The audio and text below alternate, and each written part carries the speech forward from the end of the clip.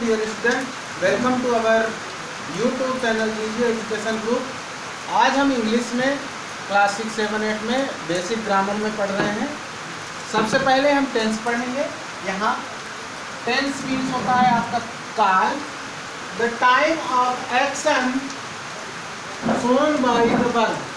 एक ऐसा समय जो क्रिया के द्वारा दर्शाया जाता है उसे हम टेंस या काल कहते हैं। यहाँ टेंस चार्ट हमने बनाने की कोशिश की है, टेंस चार्ट दिया गया है। सबसे पहले हम टेंस पढ़ेंगे। कौन कौन से टेंस होते हैं? टेंस 3 होते हैं, present tense, past tense, future tense. वर्तमान काल, भूतकाल और भविष्य काल। उसके बाद सभी टेंस के चार फॉर्म्स होते हैं, सिंपल और कंटिन्यूअस, परफेक्ट और परफेक्ट कंटिन्यूअस। अब यहाँ हम देखेंगे वर्तमान काल की पहचान हम कैसे करते हैं। प्रेजेंट टेंस में है, यदि किसी सेंटेंस के आगे वह जाता है, बोला गया है शब्द आता है, तो वह प्रेजेंट का होगा। प्रेजेंट टेंस का, चाहे वो सिंपल हो, चाहे कॉन्टिन्यूअस हो, चाहे परफेक्ट हो या परफेक्ट कॉन्टिन्यूअस हो। यहाँ देखेंगे हिंदी के जो शब्द होते हैं ता और ती, या जाता है या जाती है शब्द आता है, वो सिंपल होगा। उसमें थर्ड पर्सन सिंगुलर नाउन के साथ यस या यस लगाते हैं, डू या डज लगाते हैं। दूसरा कॉन्टिन्यूअस में आते हैं, present continuous is and are का प्रयोग करते हैं। इज केवल जो है तो थर्ड पर्सन के सिंगुलर नाउन के साथ किया जाएगा, सिंगुलर के लिए इज का प्रयोग, और आई के साथ हमेशा एम आएगा। और उसके बाद आर, प्लूरल के लिए हम आर का उपयोग करेंगे। और कॉन्टिन्यूअस में जैसे हो जाएगा वर्तमान काल की पहचान है तो रहा है, आखिरी में आएगा। उसके बाद चुका है,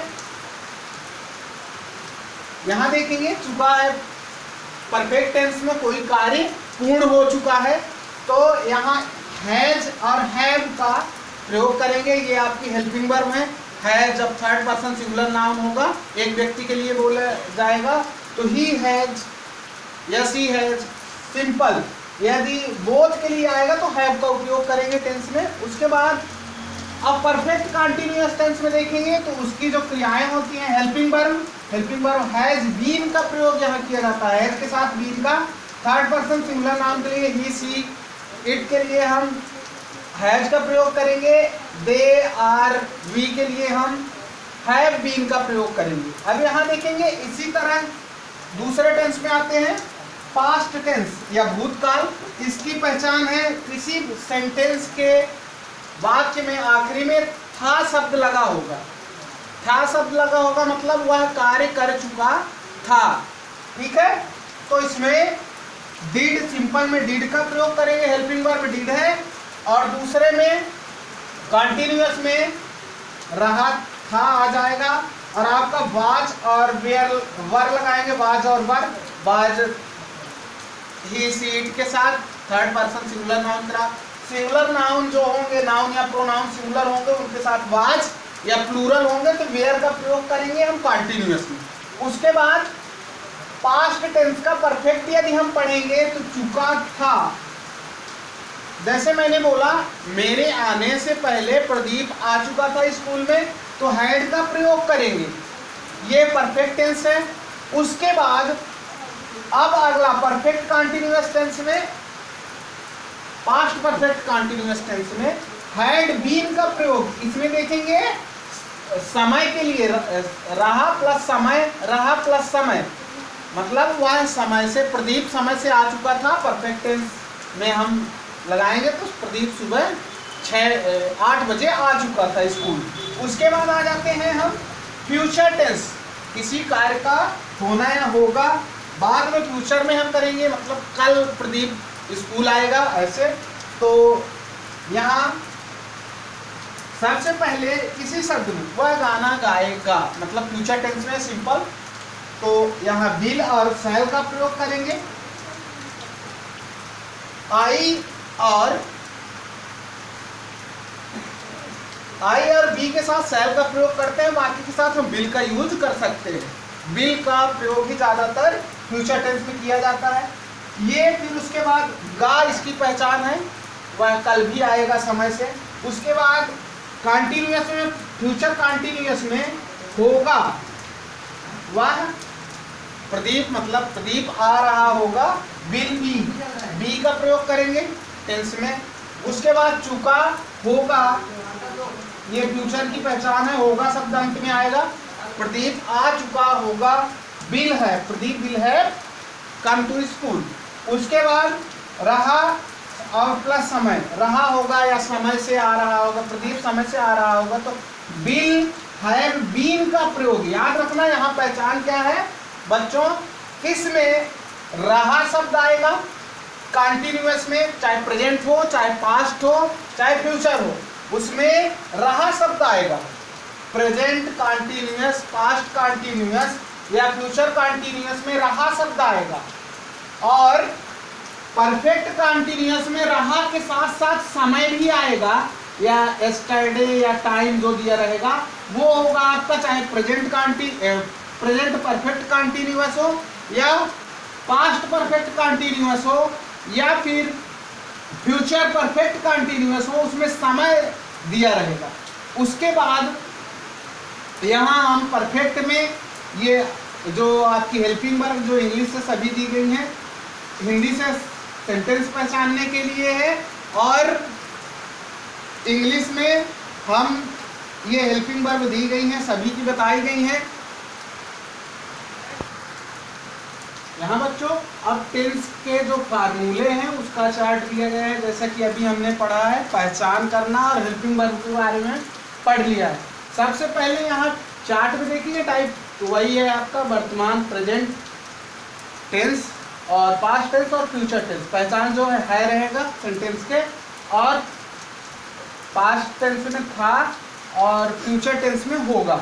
उसके बाद यहाँ हम सबसे पहले फार्मूला में देखेंगे, सिंपल प्रेजेंट की बात करते हैं तो सिंपल यहाँ देख ले, सिंपल प्रेजेंट में क्या होगा, सब्जेक्ट प्लस वर्ब की फर्स्ट फॉर्म या वर्ब की फर्स्ट फॉर्म और थर्ड पर्सन के साथ हम एस या ईएस का प्रयोग करेंगे जो आपको बताया गया है, प्लस ऑब्जेक्ट। उसके बाद कंटिन्यूअस में जो subject plus helping verb plus V fourth means होता है वर्ब की आईएनजी फॉर्म, हमने बताया था फर्स्ट फॉर्म में आईएनजी जोड़ते हैं, वी फोर्थ होता है आईएनजी, वी फोर का मतलब होता है आईएनजी। वर्ब की चौथी फॉर्म हम बनाएंगे, इसमें भी आईएनजी जोड़ सकते हैं हम सभी में, कंटिन्यूअस में इधर भी।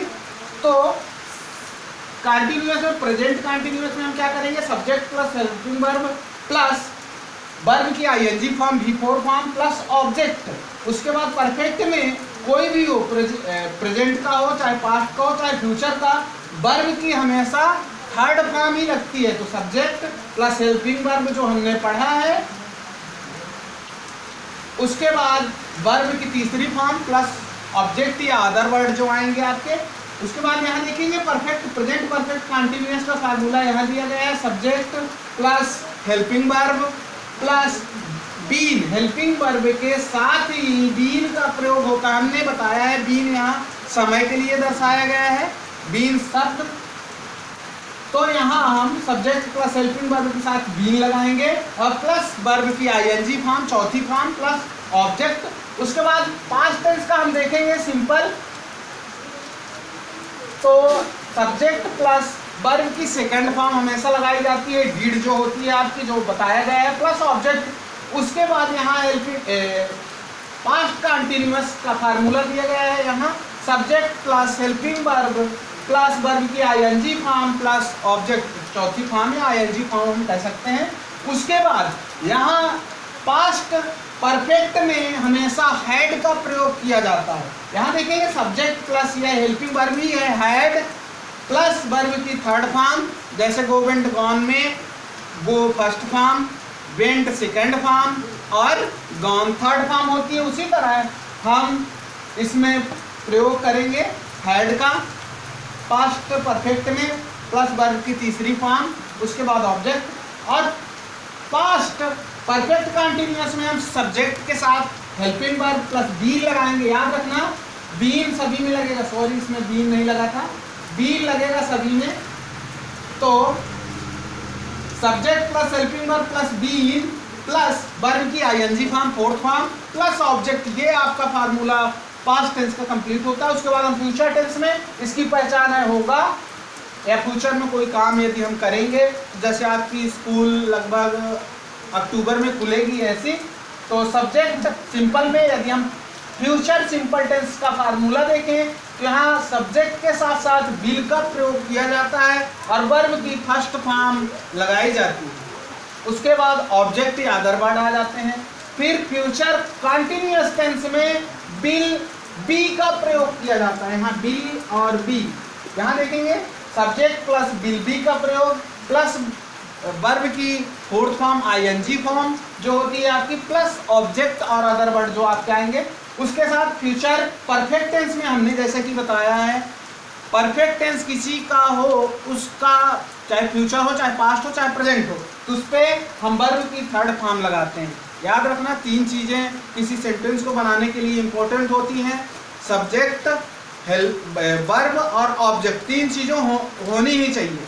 यहाँ हम देखेंगे सब्जेक्ट प्लस विल हैव का प्रयोग करते हैं फ्यूचर परफेक्ट टेंस में, और वर्ब की तीसरी form plus object plus other word जो आएंगे आपके।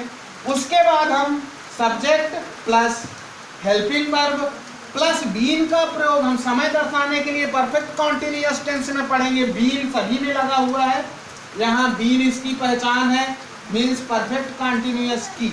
यहाँ देखेंगे subject plus helping verb plus been plus verb की आईएनजी फॉर्म प्लस ऑब्जेक्ट। ये थे आपके फार्मूले जिनसे आप लोग सेंटेंस बनाएंगे। सभी में एक सेंटेंस बनाने के लिए यहाँ हम बच्चों आज का होमवर्क दिया गया है, व्हाट इज टेंस, टेंस क्या है, एंड राइट टाइप्स और उनके प्रकार लिखने हैं। दूसरा क्वेश्चन है मेक अ टेंस चार्ट, जो हमने हेल्पिंग वर्ब के साथ पहचान के साथ चार्ट बनाया है, उसको बनाना है आप लोगों को। और तीसरा क्वेश्चन है right formula to all tense, जो आपने 12 के 12 टेंस पढ़े हैं उनके फार्मूला के चार्ट बनाना है जैसे हमने बताया है। Thank you.